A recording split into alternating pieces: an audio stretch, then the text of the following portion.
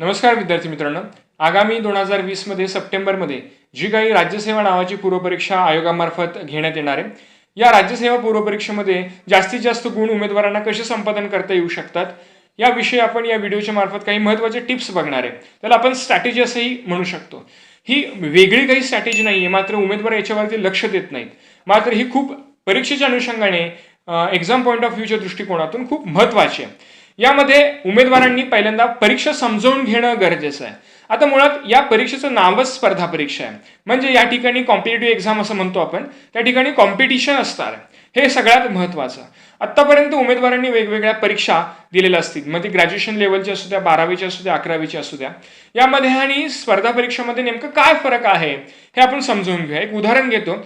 आत्तापर्यंत तुम्ही जे काही ग्रॅज्युएशन लेवलची एक्झाम दिली असेल, उदाहरणार्थ BAची एक एक्झाम धरूयात आपण निदर्शनास, तर आपण डोळ्यासमोर ही परीक्षा दिल्यानंतर तुम्हाला कधी असं ऐकायला मिळालेलं आहे का की यावर्षी BA साठी फक्त 20 उमेदवारांना सिलेक्शन होणार आहे, म्हणजे 20 उमेदवारांना डिग्री प्राप्त होणार आहे? नाही. तर या ठिकाणी क्रायटेरिया काय आहे, तर 35 गुण प्राप्त झालेल्या प्रत्येक उमेदवाराला, किंवा कमीत कमी 35 म्हणूयात आपण, त्याच्यापेक्षा जास्त गुण प्राप्त झालेल्या उमेदवाराला या ठिकाणी डिग्री संपादन होणार आहे.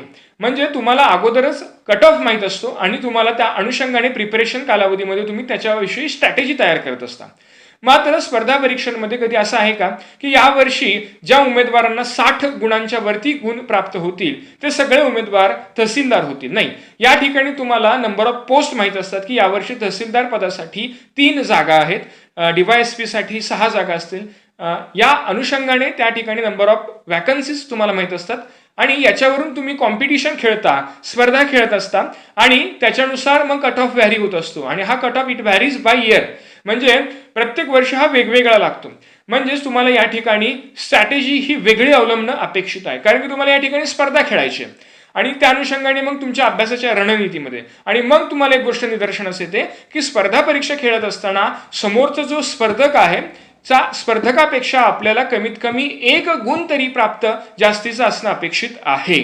आणि मग हा एक साधा नियम तयार होतो की तुम्हाला इतरांपेक्षा त्या परिस्थितीमध्ये कमीत कमी 1 गुण प्राप्त होणं अपेक्षित आहे. म्हणजे मेरिट जर 52 लागत असेल तर तुम्हाला 53 जर मार्क्स मिळत असतील तर तुम्ही सेफ झोनमध्ये असता आणि त्या ठिकाणी त्या वर्षीची पद तुम्हाला मिळू शकणार आहे किंवा पोस्ट तुम्हाला त्या वर्षीची मिळणार आहे. म्हणजेच मेरिट 22 लागलं तर तुम्हाला 23, मेरिट जर 82 लागत असेल तर तुम्हाला ऍटलिस्ट 83 असलं नंतर तुम्ही सेफ असता आणि त्या वर्षीचं पद तुम्हाला अलॉट होतं. म्हणजे या ठिकाणी काय असणार आहे, तर तुम्हाला कोणत्याही विषयामध्ये PhD करायची नाहीये, तर या ठिकाणी सगळ्या विषयांना एकत्रितपणे घेऊन त्या ठिकाणी तुमच्या अनुषंगाने, त्या परिस्थितीच्या अनुषंगाने आता या ठिकाणी स्ट्रॅटेजी आखणं अपेक्षित आहे. मी या ठिकाणी परिस्थिती हा शब्दप्रयोग वारंवार करतोय, कारण की सायन्समध्ये एक डार्विनचा नियम आहे किंवा सिद्धांत म्हणूयात आपण त्याला. तो सिद्धांत स्पर्धा परीक्षांच्या बाबतीत तंतोतंत जुळतो. तो सिद्धांत काय? Survival of fittest. म्हणजे जो त्या परिस्थितीमध्ये फिट राहतो तो सर्व्हाइव्ह होणार आहे आणि बाकीचे सगळे मागे पडणार आहेत. हा उत्क्रांती विषयीचा सिद्धांत आहे, मात्र स्पर्धा परीक्षांच्या बाबतीत तो लागू पडतो. जो त्या वर्षीच्या परिस्थितीमध्ये फिट राहणार आहे तो त्या वर्षी पद घेऊन जाणार आहे, बाकीचे मागे पडणार आहेत. आता परिस्थिती स्पर्धा परीक्षांच्या बाबतीत नेमकी काय असणार आहे, तर परिस्थितीसाठी वेगवेगळे पॅरामीटर लक्षात घेणं गरजेचं आहे. पहिला पॅरामीटर म्हणून आपण की बाजारामध्ये उपलब्ध असणारं मटेरियल, तुम्ही वापरत असणारं मटेरियल.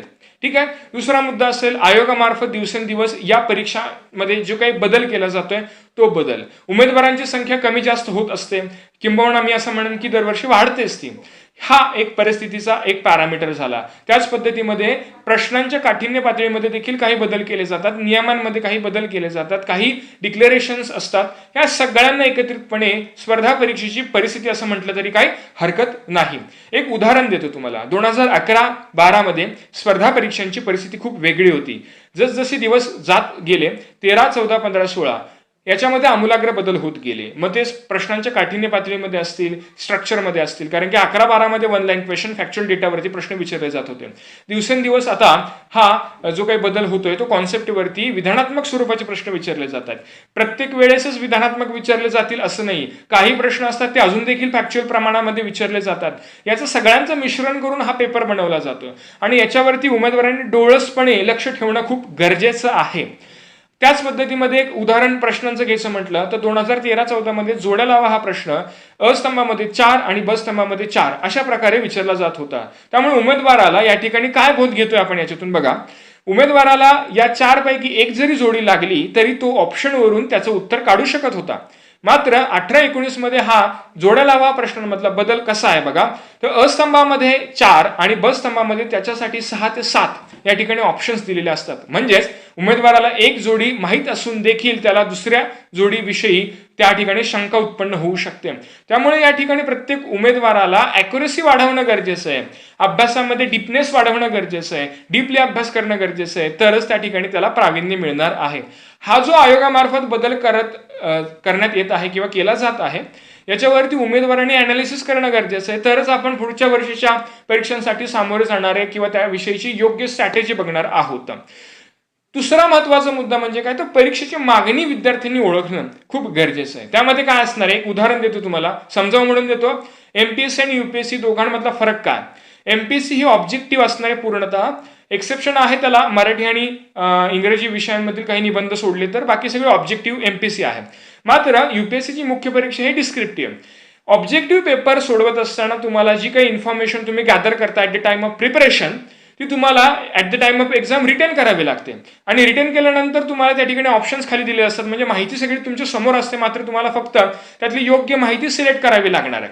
त्यामुळे रिटर्न करणं हे महत्वाचं आहे. त्याच्यानंतर तुम्हाला ऑप्शन सिलेक्ट करता येतो. मात्र युपीएससी मुख्य परीक्षेमध्ये डिस्क्रिप्टिव्ह किंवा सब्जेक्टिव्ह टाईप मधला जो काही प्रकार आहे त्याच्यामध्ये ती माहिती रिटर्न होणं गरजेचं आहेच. मात्र याच्या पुढे एक महत्वाचा टप्पा म्हणजे that information has to be reproduce properly.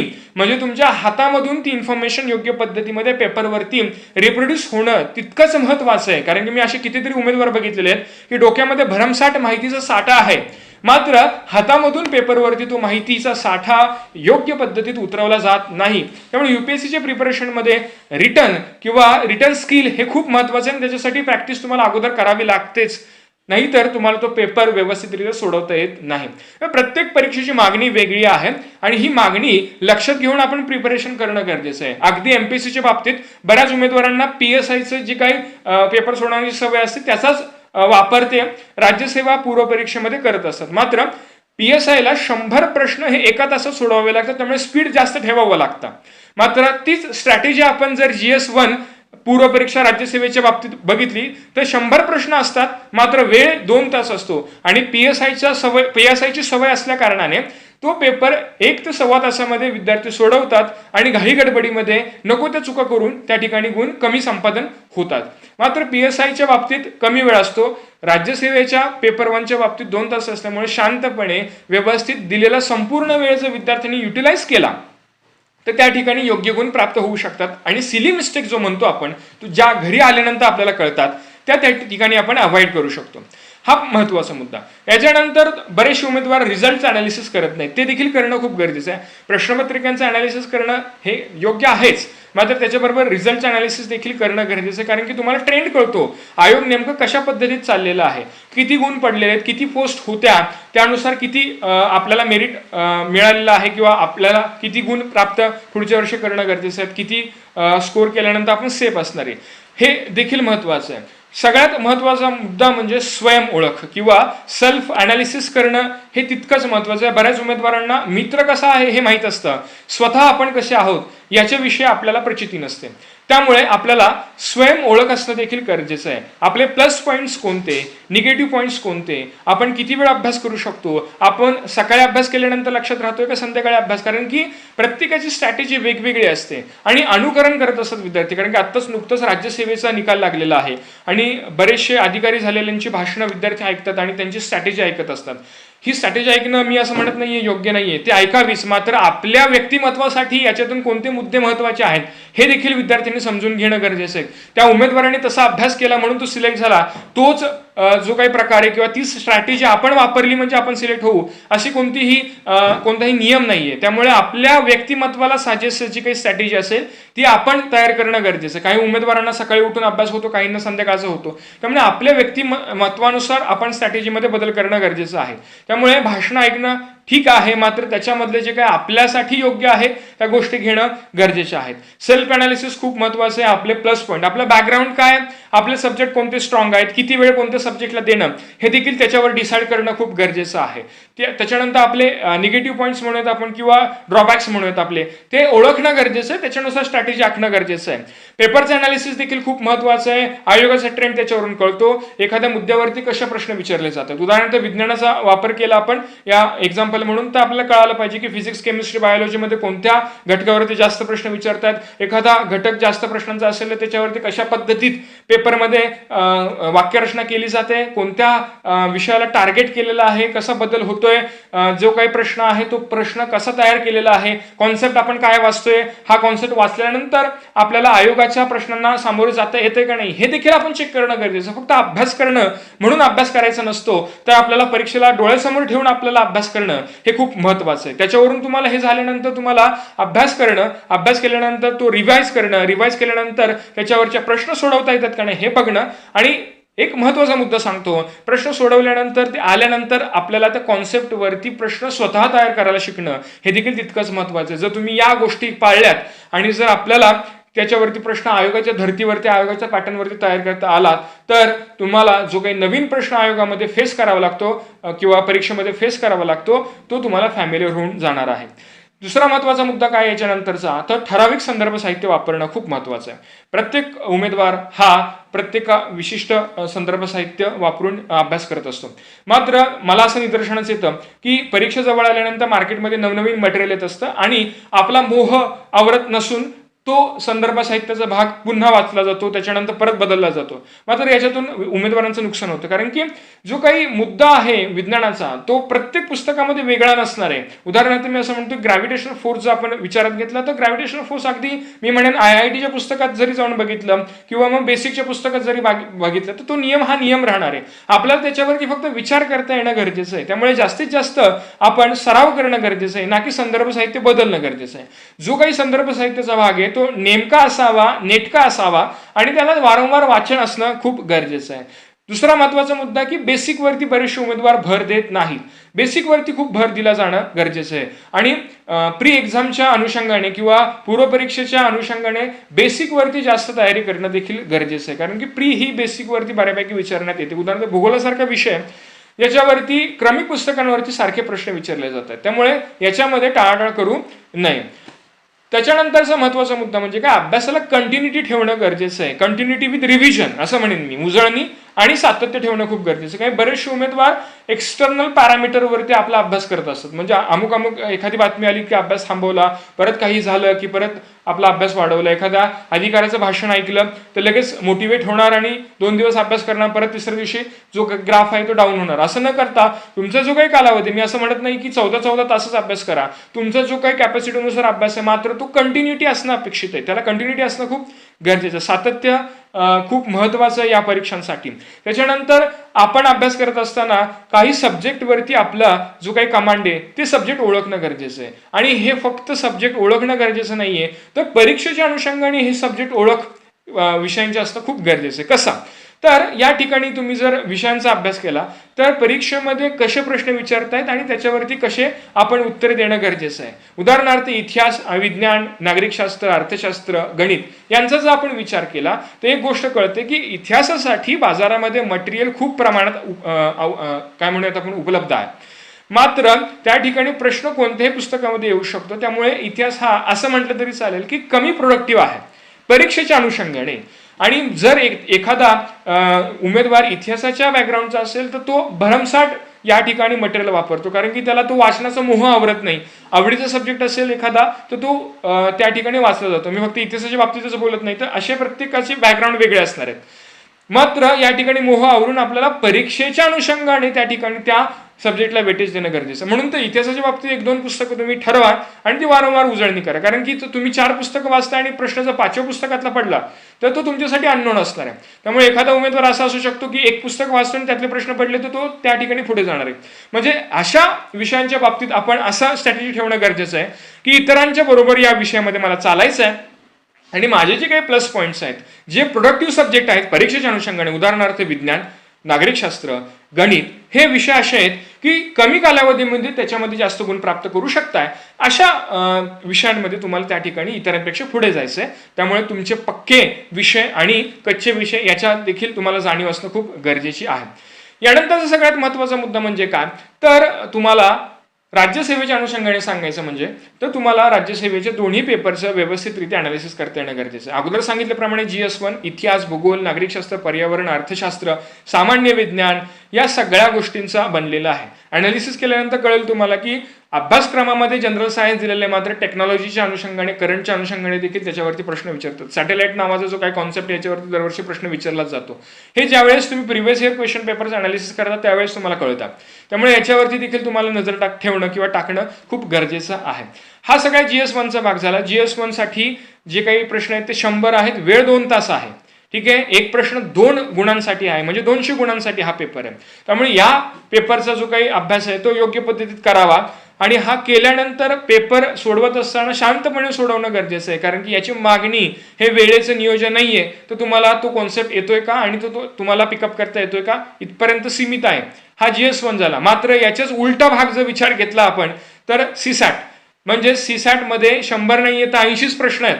आणि तुम्हाला असं वाटू शकेल की 80 प्रश्न तर मग याच्यासाठी वेळ अजूनच कमी करावा, तर नाही, 2 तासच ठेवलेला आहे. मात्र या ठिकाणी GS1च्या नेमकं उलट होतं. 80 प्रश्न कमी असून देखील तुम्हाला 2 तास वेळ काय होत नाही, पुरत नाहीये.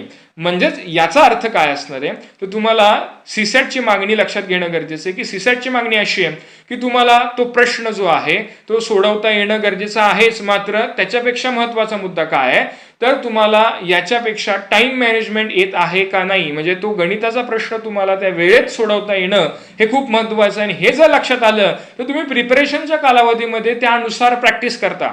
CSATची प्रॅक्टिस करत असताना काही महत्वाचे मुद्दे आपण लक्षात घेणं गरजेचं आहे. CSATचे जो काही मॉक टेस्ट म्हणून आपण देत असताना टाइम लावूनच देणं गरजेचं आहे, अन्यथा at the time of exam तुमची पेपर सोडवताना गफलत होते.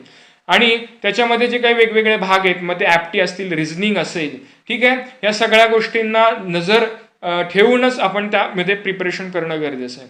म्हणजे हे सगळे जर मुद्दे आपण लक्षात घेतले तर काही ठळक मुद्दे बाहेर निघतात. ते म्हणजे काय, तर परीक्षा समजून घेतली आपण, त्याच्यावरचा अभ्यासक्रम लक्षात घेतला, त्याच्यावरती अनालिसिस केलं, त्याच्यानुसार आपण प्रिपरेशन करायला सुरुवात केली. प्रिपरेशन करत असताना उजळणीला खूप खूप खूप महत्व आहे. कारण की तुम्ही जर उजळणी केली नाही तर केलेला अभ्यास हा at the time of exam तुम्हाला आठवत नाही. कारण की बरेचसे उमेदवार असे असतात की उजळणी मागे ठेवतात आणि सगळा अभ्यास फक्त काय करत असतात, संपवण्याचा विचार करत असतात. विद्यार्थी मित्रांनो, पुस्तक संपवण्याची स्पर्धा अजिबात नाहीये. तुम्ही कोणतं पुस्तक वाचलंय आणि किती वेळा वाचलंय हे कोणीही विचारणार नाहीये. बरेचसे विद्यार्थी मला विचारतात की सर अमुक अमुक पुस्तक मी 4 वेळा वाचलं तर माझा अभ्यास होईल का. मुळात किती वेळा वाचावं हा प्रश्नच उरत नाही. मी असं याला उत्तर देतो की जर तुम्हाला एखादा कॉन्सेप्ट एकदा वाचल्यानंतर त्याच्यावरती कधीही काहीही विचारल्यानंतर येत असेल तर मी असं म्हणेन त्या कॉन्सेप्टसाठी ते पुस्तक तुम्ही अगदी मिटून ठेवा, त्याच्यावरती परत बघूही नका. मात्र तुम्हाला त्याच्यावरचं प्रश्नाचं उत्तर देता येत नसेल, मात्र तुम्हाला त्याच्यावरती वारंवार रिव्हिजन करणं गरजेचं आहे. म्हणजे किती वेळा वाचू हा मुळात मुद्दाच नाहीये, तर तुम्हाला ते येतंय का येत नाही हा महत्वाचा मुद्दा आहे. आणि हे जे काही मी मुद्दे सांगितलेले आहेत विद्यार्थी मित्रांनो ते प्रॅक्टिकल आहेत. कुठल्याही प्रकारे हे इमॅजिनेशन मधले मुद्दे नाही आहेत. वास्तवामध्ये हे केलं तर तुम्हाला यश प्राप्ती होऊ शकते. त्यामुळे रिव्हिजन खूप महत्वाचे आहे आणि टाइम मॅनेजमेंट देखील तितकंच महत्वाचं आहे. CSATच्या बाबतीत CSAT हा विषय खूप महत्वाचा आहे. ज्या उमेदवाराला CSAT वरती पकड आहे तो प्रीमध्ये व्यवस्थितरित्या मार्गक्रमण होतो आणि तो यशस्वी होतो. त्यामुळे CSAT कडे दुर्लक्ष करू नका. जरी तुम्ही बॅकग्राऊंड वेगळं असेल, कॉमर्स असेल किंवा आर्ट्स असेल, तरी देखील तुम्हाला सायन्सच्या बॅकग्राऊंड सारखंच गणित येऊ शकतं. पण तुम्हाला तेवढी प्रॅक्टिस करणं खूप गरजेचं आहे. कारण बरेचसे उमेदवार याच्याकडे दुर्लक्ष करतात. काही उमेदवार तर मी असे बघितलेले आहेत की जे शेवटच्या 15 दिवसामध्ये CSATची तयारी करतात. विद्यार्थी मित्रांनो, वेटेज तेवढाच आहे, गुण तेवढेच आहेत आणि त्या ठिकाणी एकदा CSAT तुम्हाला जमला तर त्या ठिकाणी चुकण्याची संभाव्यता खूप कमी आहे. त्यामुळे जास्तीत जास्त सराव, मी तसं म्हणेन अर्धा वेळ द्या GS1 साठी आणि CSAT साठी, आणि जास्तीत जास्त CSATचं प्रॅक्टिस करणं गरजेचं आहे. गणित सोडवणं, ती गणित वेळेत सोडवता येणं खूप गरजेचं आहे. CSAT विषयी आपण एक वेगळ्या व्हिडिओच्या मार्फत स्ट्रॅटेजी डिस्कस करणार आहोत. 80 प्रश्नांची स्ट्रॅटेजी आणि रणनीतीची स्ट्रॅटेजी जी काय म्हणजे प्रिपरेशनची, ते देखील आपण त्या ठिकाणी डिस्कस करणार आहोत. हा व्हिडिओ खूप महत्वाचा आहे. हा संपूर्ण बघितला असेल तर धन्यवाद. आणि जास्तीत जास्त विद्यार्थ्यांपर्यंत हा व्हिडिओ शेअर करा. आणि तुमच्या काही मनामध्ये शंका असतील तर त्या नक्कीच कमेंट बॉक्समध्ये कमेंट करा. So lastly, thanks for watching.